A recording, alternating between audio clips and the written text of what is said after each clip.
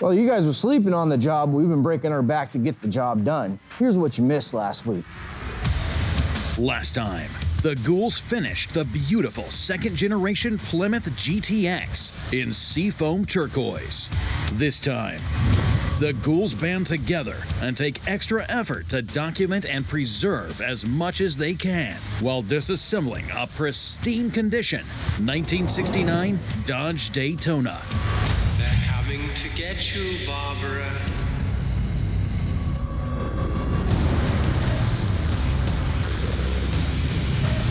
It has been established that the unburied dead are coming back to life.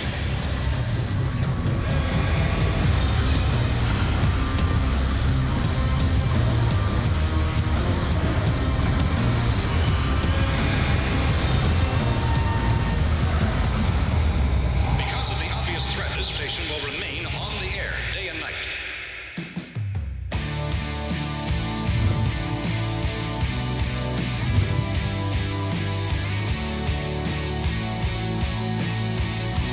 Right now I got this beautiful bronze 68 Charger RT in the shop, and I'm actually gonna start working on the grill assembly.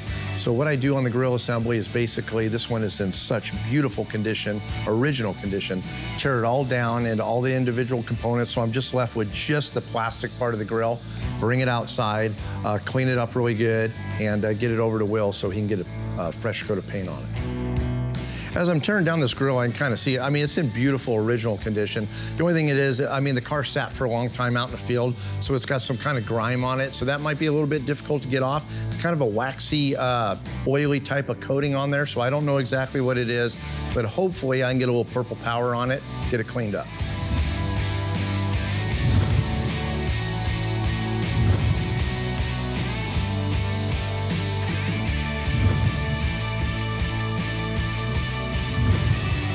I got the grill out back, I got it on a stand out there. I'm gonna actually do a little bit of power washing with it, but first I'm gonna get a little chemical on it with a brush, try to scrub a lot of that grime off of it, kind of work in between the fins and everything on the grill. Then you gotta be careful with these, because I mean, it's 49 years old, it's plastic. The plastic they used back in the day is really brittle, you know, after all this time. So you gotta, kind of, it's tedious work, you just gotta take your time and just keep scrubbing until I get it all clean. Finally got it all cleaned up, got it dried off. I'm gonna bring it over to Will, and then Will take care of the finer details, all the paint work, all the scuffing, all the prep work, so it's in good hands. The unique thing about the 68 Dodge Charger grill is the actual vertical bars actually have silver paint on them. And over the years, they get worn off. So I was kind of pointing out to Will that we need to make sure, you know, that whenever you paint that all those vertical bars have got to be argent color, like the surround part of that grill as well. I've been working on the Rt Convertible. I had to go grab Mark. I ran into some problems of lining the door up to the quarter panel. Everything's one big step. I mean, sometimes you really don't know what needs to be done until you take that next step and start fitting things up.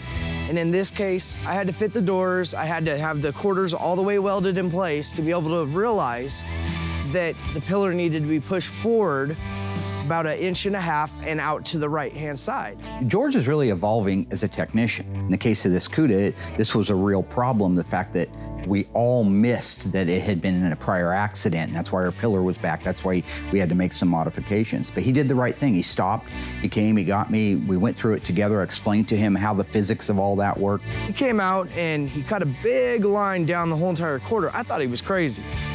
I think Mark really saved the day today by giving me a hand and showing me some things that I didn't know. I'm just really proud of the technician he's turning into. Back in the old days, a lot of butchering went on. So they could have re-sculptured that whole quarter panel and dogleg area and the B-pillar out of Bondo. But once you discover that there's a problem, and that problem resides in the metal part of things, I'm not gonna repair something cosmetically while structurally it has a problem. I'm gonna button it up by finishing off the welds, knocking everything out, and I think Mark's out of here to go disassemble the Daytona.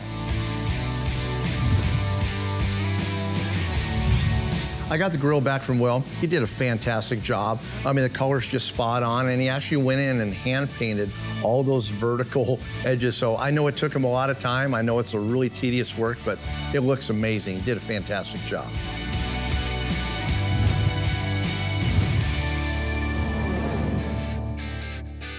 Careful. Good. So I just finished the cut and buff on Torino 70 Coronet. Car looks gorgeous, so we brought it over here for Dave to assemble. Careful. You okay? Oh, I just thought of a sequel to a movie. Which one? Driving Miss Lazy. Adam gets it. Oh, God. Is there I love ever my gonna... job. Where else can a guy do stuff like this for a living?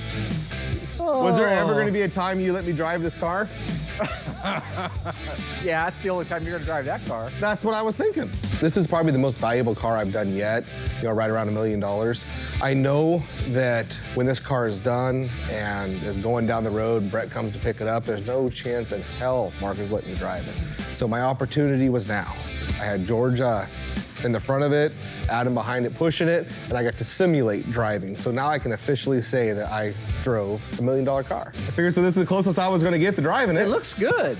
Thank you. You look kind of like Skipper from Gilligan's Island up there, a little bit. Was No, I mean just the way that you're commanding your ship. right? It looks good, William. Thank you. Very good. Thank you. Welcome. Are you going wanna to go drive ahead it? and you did a good job painting it. My question for you is, would you like to do the Bumblebee on this one? Decal? The V6 V8W. I'm not interested in doing decals. V9W. I didn't even get it off the freaking I don't know what the table. code is anymore. I give up. It was an easy color to paint, came out beautiful, the clear coat looks great, buffed out great. Actually, everything from start to finish, the car went perfect. Good looking car. So now that the body's all wrapped up, I'll head to the booth. I got all the hood, deck lid, all the parts and pieces to get done, and then Dave can get this whole car assembled. And like I said, the car came out sharp, and I can't wait to see it all done. So what's on the agenda for Dave here in the assembly room today is, of course, we got this beautiful 70 Hemi Coronet Convertible, 426 Hemi 4-speed, mind you. I got front grille assembly right here, front valance, all built out, ready to go in the car. I got our convertible top that I actually got to tear completely apart, restore, detail all to perfection, and put into the car. So that's my goal. It's kind of a reach. I mean, this seems really easy, but all kinds of things can go wrong, and especially with this top. If I end up having to do paint work, doing a lot of sandblasting or restoring parts, it could take quite some time. So we're keeping our fingers crossed that when I get it all torn apart, everything looks beautiful, like it should, and in good working condition, and the grill and everything goes in, with no problem. So that's my agenda. On March 24th, 1970, 48 years ago today, Buddy Baker Jr. was the first person to go 200 miles an hour on a NASCAR track. He was driving a '69 Charger Daytona. Now, in order for those cars to compete at NASCAR, Dodge had to build 500, at least, of those cars. At the end of the day, they built 503. This is one of those cars. Coming up, Dave talks about the life of Walter Chrysler. Mark dives into the Dave Weiss books. And Will begins the final paint and buff of the super rare, one of two Hemi Coronet Convertibles, hood and deck lid.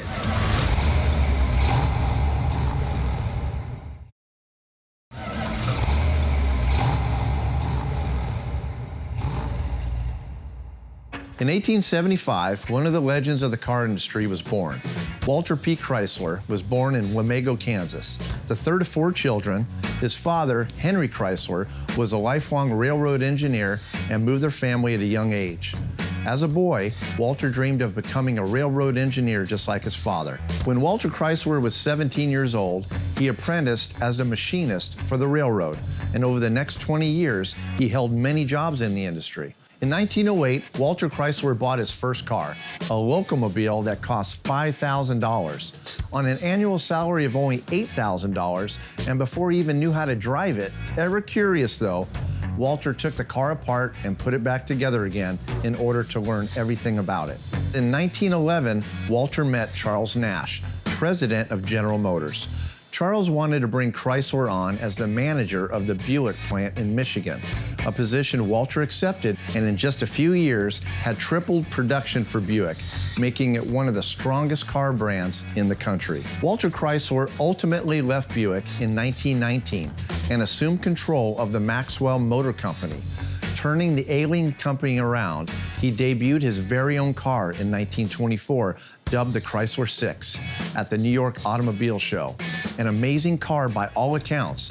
It featured a revolutionary new 6-cylinder high-compression engine with a 7-bearing crankshaft, a carburetor air cleaner, and a replaceable air filter. The car was available for less than $2,000 and was a huge hit, selling some 32,000 units that year. Later, Chrysler phased out the Maxwell name, purchased the Dodge Brothers Car Company, and introduced the Plymouth and DeSoto Marquis. Named in 1928 as Time Magazine's Man of the Year, Walter P. Chrysler had cemented a legacy that stands to this day and paved the way for the Mopar muscle cars we love today.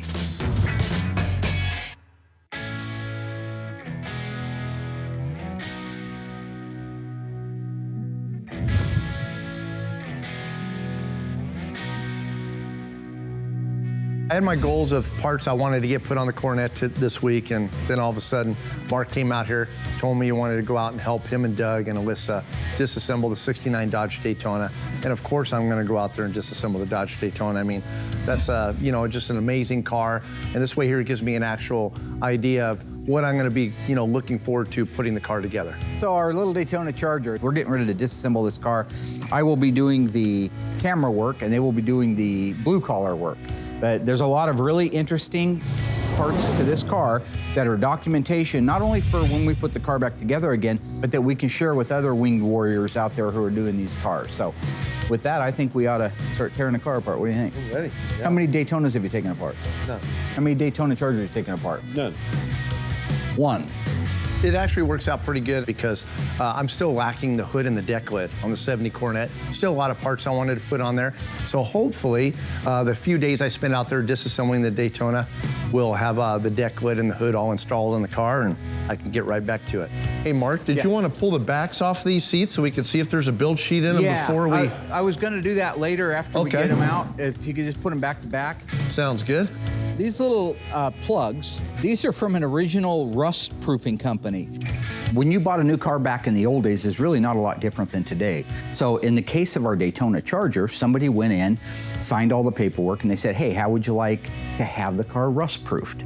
That's what these little plugs are. They're a company, an aftermarket outside company, nothing to do with Dodge, that go through and drill these holes and put a product in there that keeps it from rusting internally on the insides of the panels. This car has little to no rust at all. You might be able to attribute the preservation of that metal to that extra money. It'd be interesting to see how much money he spent, but whatever it was probably money in the bank when it comes to preserving this car.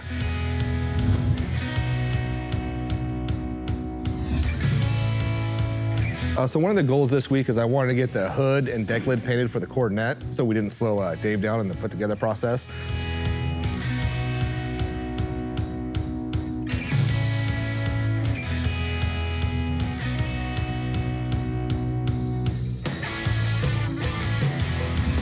A picture of what this whole thing looks like from the factory when this is bolted on into place.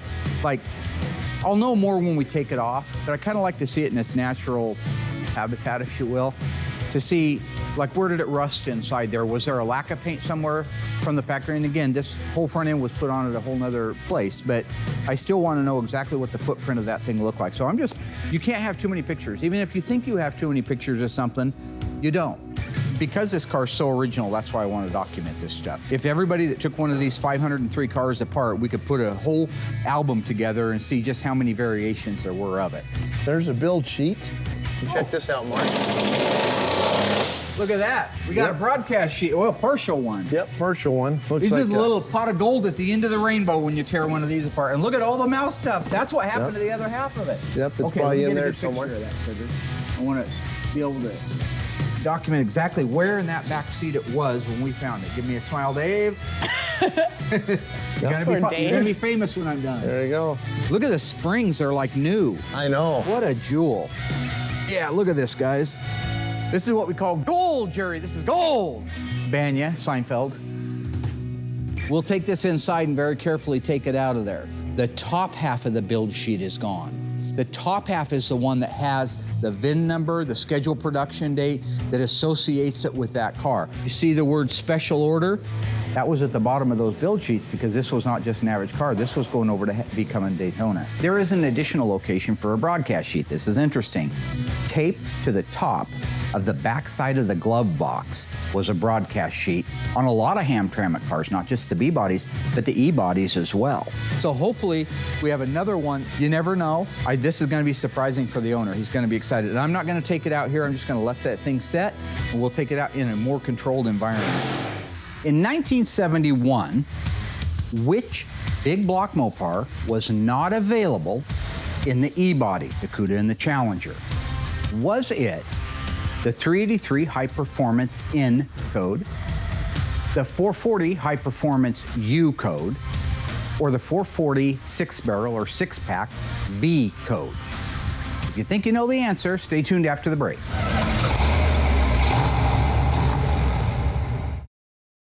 Okay, Ghouls, how'd you do? What is your thought on that? Which of the engines was not available on an E-body in 1971? The answer is the U code 440 High Performance. Now, that was a single 4-barrel engine. One of the most steadfast engines Chrysler ever built and was around forever. But for some reason, in 71, you couldn't get it in an E-body. Now, you could never get it after 71 because the big blocks were out of the picture on the E-bodies. But in 70, you could.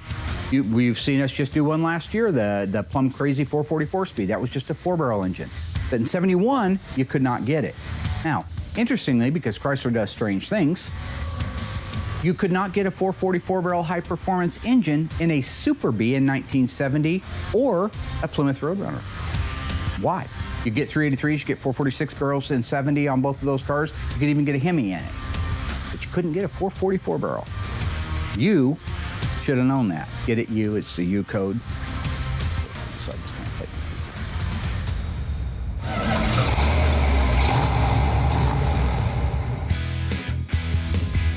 One of the things I want to take a picture of before they take this headliner down is exactly what it looked like from the factory. These, again, are a conversion car. And so when we were doing Tom's 69 Daytona, we didn't know exactly how the fitment was supposed to be. I always thought it was kind of weird the way it was shaped. But if you look in here, you can see that there's obviously a pattern, goes down like that, then it drops straight. But there's a great example of what that looks like from the factory. That's what I want, tons of pictures of stuff like that.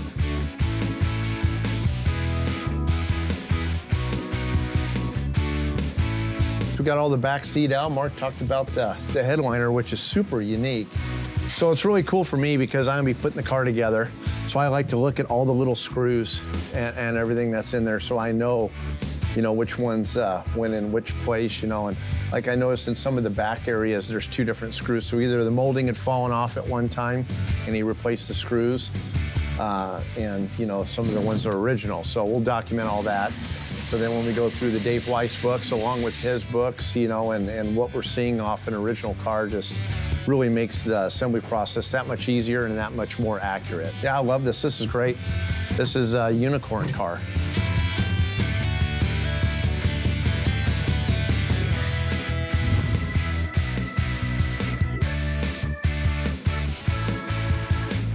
It took a little longer than normal to get Torino's hood done. It's a big surface area, and the hood, they kind of oil can, so you push a little bit and they kind of go up and down. So blocking it makes it extremely hard. So I had it in the booth, I had color on it, looked good, I thought, and then I kind of caught the right light, saw a few little waves in it. So I just reblocked the whole entire hood, painted it, and the hood looks really good right now, so it's ready to start buffing.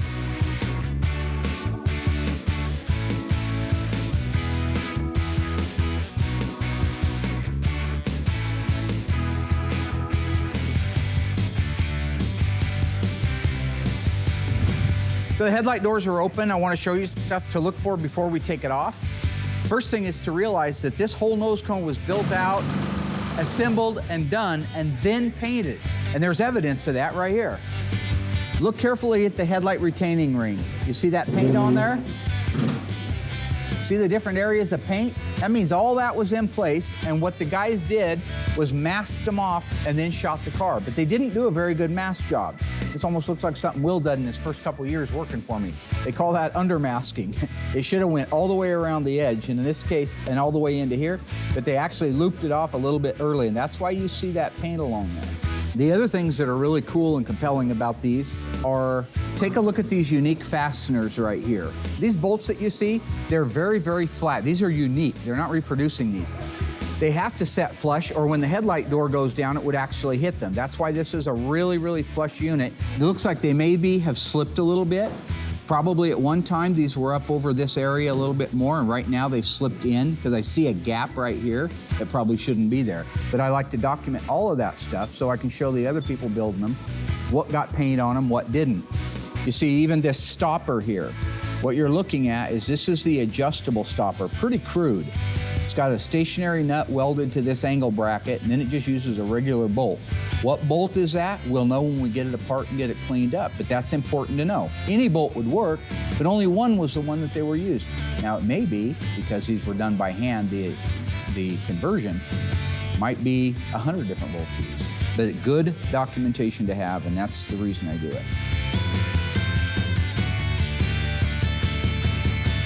Stay tuned. Mark dives into Dave Weiss's books. Will installs the hood and deck lid on the super rare, one of two Hemi Coronet Convertible. And Mark and Dave finish disassembling the 1969 Dodge Daytona.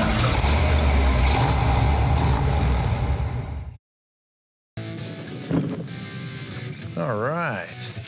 Well, hey guys, today we're going to answer some common questions that you guys have about carburetors here at GYC. What we have right here is an aftermarket carburetor. This is a Carter AFB AVS style carburetor. This right here is an actual original style Carter AVS style carburetor that we removed from a car. And this right here is Harm's remanufactured or reconditioned Carter AVS style carburetor. Looking at the two, the original one and this remanufactured or rebuilt model, how beautiful they look. All the correct plating, all the correct screws, everything looks basically brand new, like you would just take this thing out of the box. But he actually starts with this. Probably 75% of all our carburetors that we do here come from Harms. And as you can see, this here is made to look OE, original equipment. He's got all the right numbers on there. You can see all the stampings on there, the number on the front. It's very important if you have a numbers matching car, especially a 440 Super Commando GTX, or whether it be a Hemi car and you have two carburetors on there. This is what you want to run. This makes your car more valuable by having that OE original equipment carburetor. If you want to turn money, or if you're in one of those high-class automotive shows, this is one thing they're really going to look at and one thing they're really going to key in on. Well, I hope that answers some of your questions about the carburetors that we use here at Graveyard Cars. So till next time, take care, guys.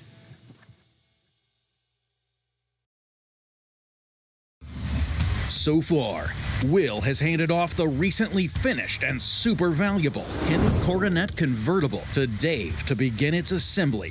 Mark and Dave started the tedious process of documenting, preserving, and disassembling the 1969 Dodge Daytona. Now, Mark and Dave enter the final process of the Daytona's disassembly, while Will prepares to install the Coronet's hood and deck lid.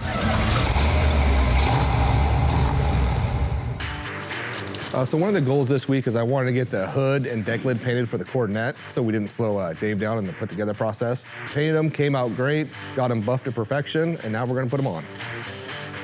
The cars are always pre-fit before we do a final paint, so these cars at that point just go together easy. So it's mainly just go over there, bolt them on, a little tweak here or there, and they fall right into place. Yeah, I'm gonna go up a little bit, guys. Push that up. Please do. Is that good? Yep.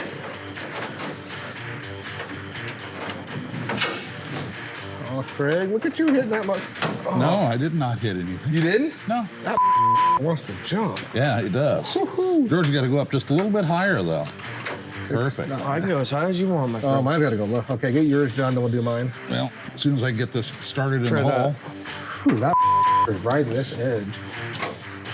You know, I'm going to raise that.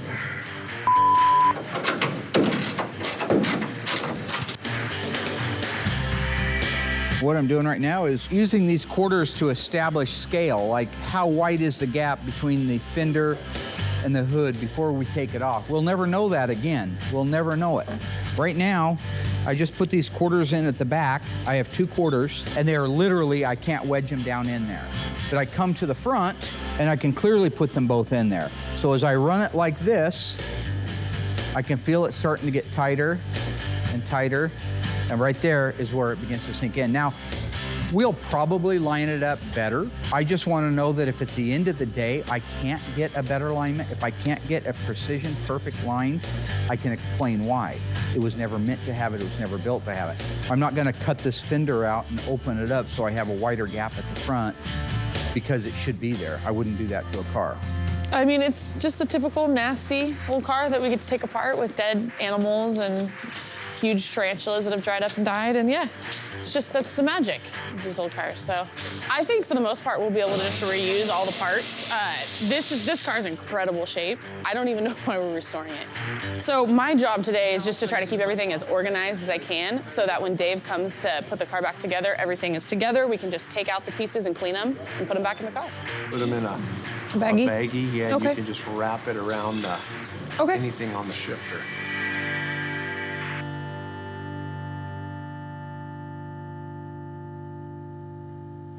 One of the most celebrated, imitated but never duplicated engines on the planet today is the 426 Hemi. Now, Hemi is actually a contraction of the full word. True or false? Hemi is short for hemiplegia. Hemiplegia. The answer coming up after the break.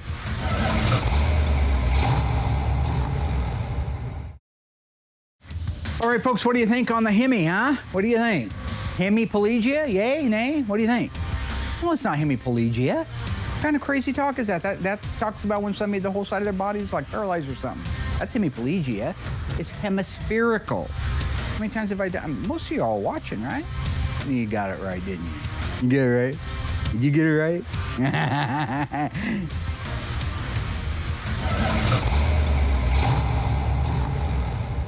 Hello, everybody, and welcome back to Getting Wise with our friend Dave Weiss and his reference books.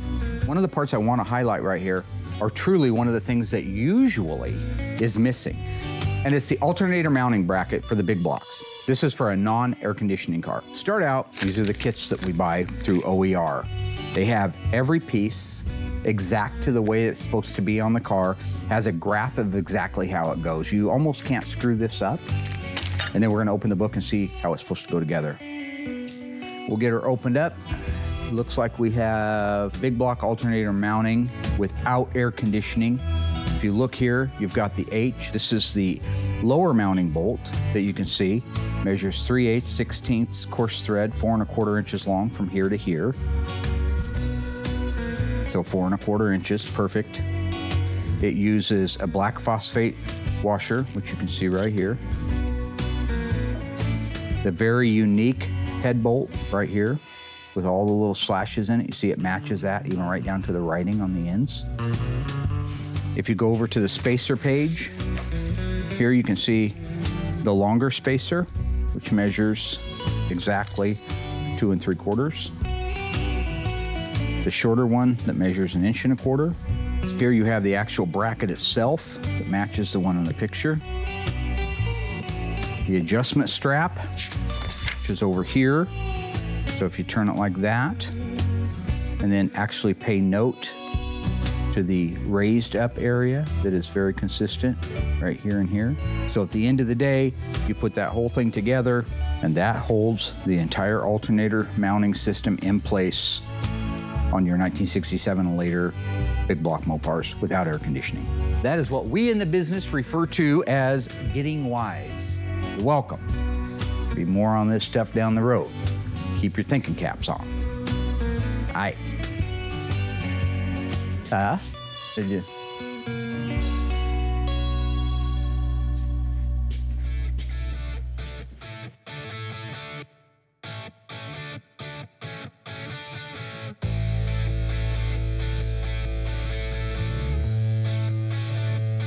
Check this out, boss.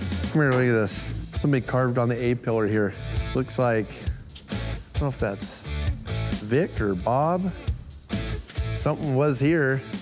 Looks like Bob, huh? Yeah, probably is Bob. Bob Holler. Is that a W? It's a W, yeah, was here. You could see the was Oh, it here. is? Yeah.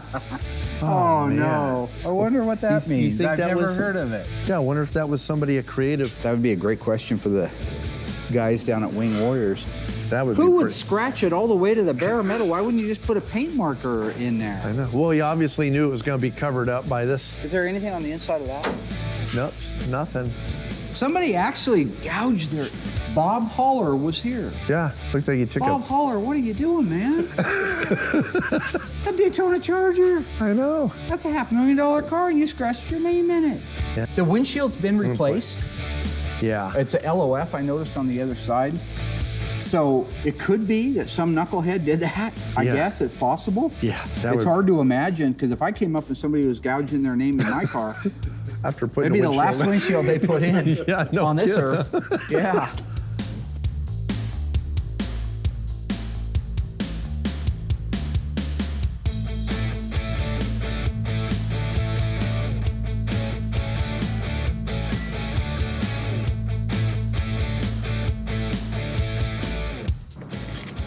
There you go.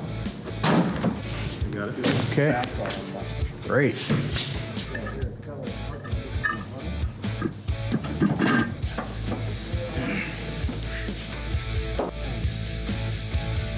Boy, that's awful original right there.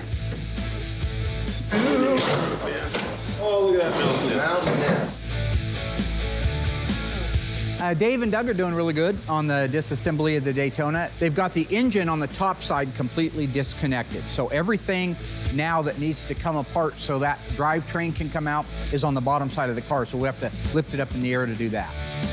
The interior's out of the car.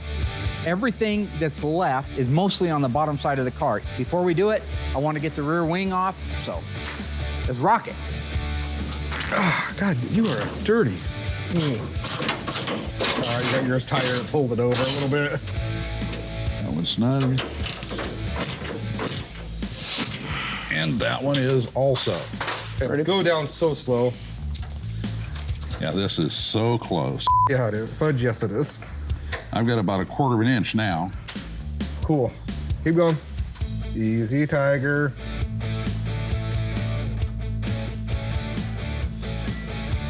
Nope. Are you hitting? No, it's not, but it's not far from it. I'm way farther back on that hinge than what you are. Slow. Okay. It wants to catch on that cowl, dude. Yes, it does. It's like right there. It says, I want a piece of that.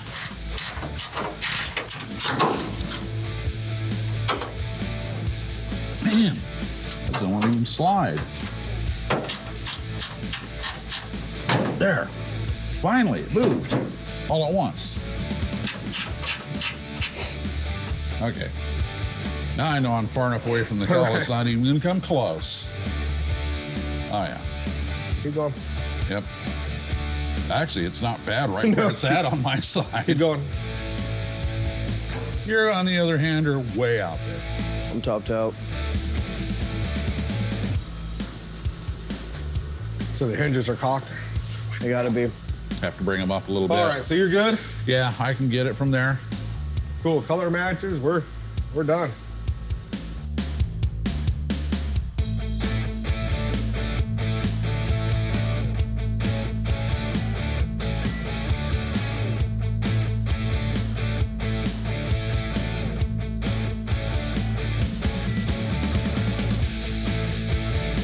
So now that Craig and I got the hood on and the deck lid ready to go for Dave, as soon as he's done with the Daytona, he's right back to work on it. Okay, gentlemen, how are we doing back here? Oh, we're doing great. Oh, yeah. Coming off? Yeah. Nice. About time. It owes me this one. There you go. Yeah. No doubt after that last one. Yeah.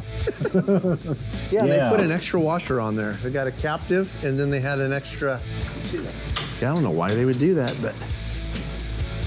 Extra. You know, I bet a lot of people don't know that, but you can clearly tell by the footprint that this and this once sat over here like this. Yeah, I wonder how many people know about that. That's the kind of stuff that's really interesting. Now, again, our friends down at Winged Warriors, they'll know that stuff far better than I do.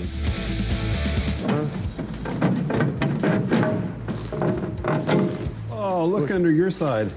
Oh, yeah. What was going on in there? What is it? Oh, mousy.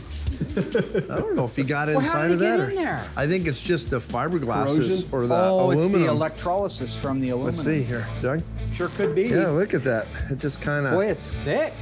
Yeah, it just kind of gets that moisture. We should have that dipped.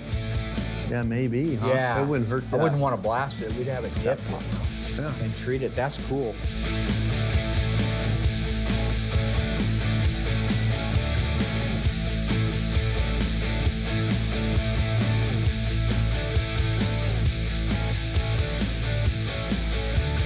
Take a look at these vacuum lines.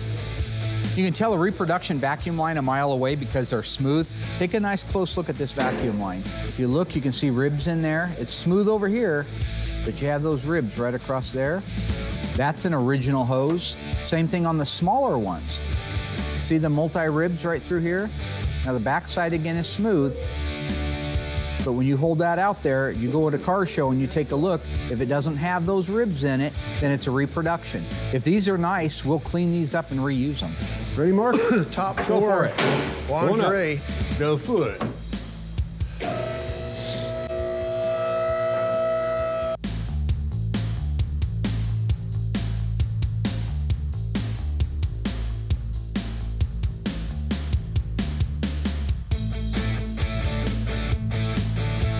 Hey, you're cheating. You're using a light. You're not supposed to use a light. Really? Yeah. No one told me Helen that. Keller style.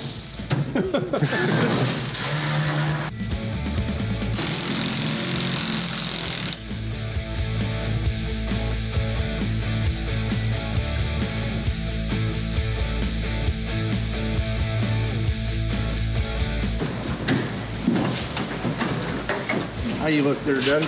Great. Looks good. We'll go right on top Great, of this bed. great.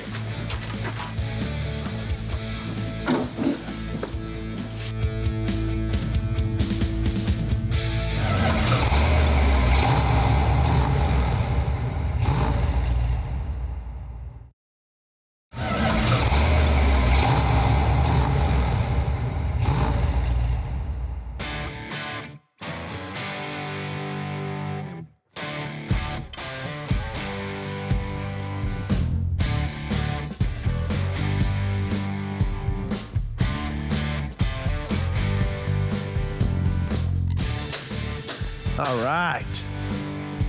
Back to business. Okay, nice. Will's got my hood on, my deck lid on, so I can get knocking it out. Let's do this.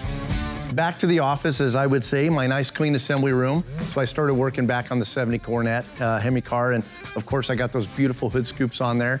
I got the hood pins on there, the hood pin shafts and everything. Got that RT emblem on there. Got my headlight assemblies on there, so all I'm lacking now is to put that beautiful grille assembly in and the front gravel pan. But before I put that on, I actually brought the top down. Doug gave me a hand, and so I'm gonna actually tear into this top. So I wanna make sure there's no issues in here. If I have to have Will paint it, I kinda wanna get a jump on that before I jump back over to there. So this is what I'm gonna be working on right now. The top was actually perfect, it was just wrong. This top in particular is a pinpoint. The reason they call it a pinpoint is if you look at the texturing, it looks like you took a pin and just put a bunch of holes in it. So they call this a pinpoint. And this car actually is supposed to have a crushed vinyl top. And a crushed vinyl is actually, looks like a vinyl top. It's got a grain pattern to it, like a regular vinyl top would on a car, but it's actually for a convertible top. So 1970 takes a crushed vinyl, and I believe in 67 is when they used this pinpoint. So these are a little stronger, a little more durable. So every time you saw a convertible get a new top put on it, they usually went with a pinpoint, but we want to put this all back to a factory original OE, and so we're going to go back with the crushed. But what I'm going to do is the back window panel is the same on whether the top is a pinpoint or a crushed. So I'm actually going to save this back window, the zipper and everything is in perfect condition. The canvas is in great condition. So I'm actually gonna detach the back window from that and then work on removing the top from the top frame. So that's what we're doing right now. Tearing apart the convertible top on this car, and so far it's going smooth. It's really nice having an actual, survivor car. This car was restored back in the, I guess, late 70s, so the top is fairly new, and this car was always taken care of, so it's coming apart really easily. So the frame and everything is in almost perfect condition. I'm just gonna have Will scuff it, put a nice, clean coat of paint on it, just in the areas that are visible, and put it right back into the car. Now that the top's all torn apart, I'm just gonna put it up on a paint rack and send it over to Will, have him do his thing, get a nice coat of paint on it. It's got a couple little dings and dents on it he's gonna address, get a nice fresh coat of paint. Then I'll get it back and put it in the car and start to plumb it out. Dave's got the top completely tore apart. He brought it over to me on a stand. Looks amazing already, but it still needs to be freshened up because you see parts of it. So we got it hanging up there. I went through, sanded it out, fixed a couple of dings. Like I said, it was really nice to begin with. Painted it black, and then I clear coated it with a semi-flat clear.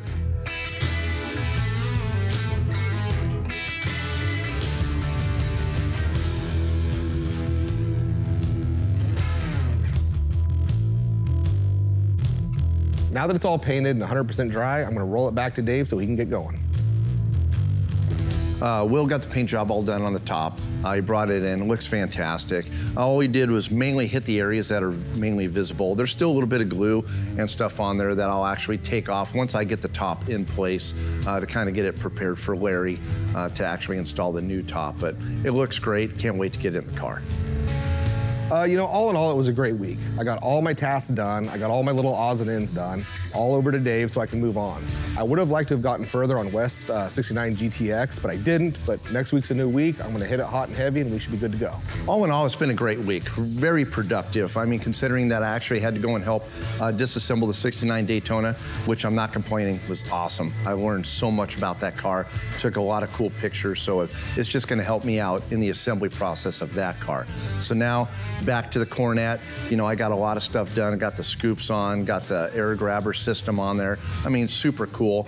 Got the convertible top in. So now next week, I'm gonna focus on getting that front end built out and just keep plugging away. We had a great week, wouldn't you say? Cousin Dougie here, by the way. Cousin Dougie, for those of you who have not met him. Strange little man. I think we had a good week. Do you think we had a good week? Yes, we did. Doug thinks we had a good week, too. We got to disassemble what?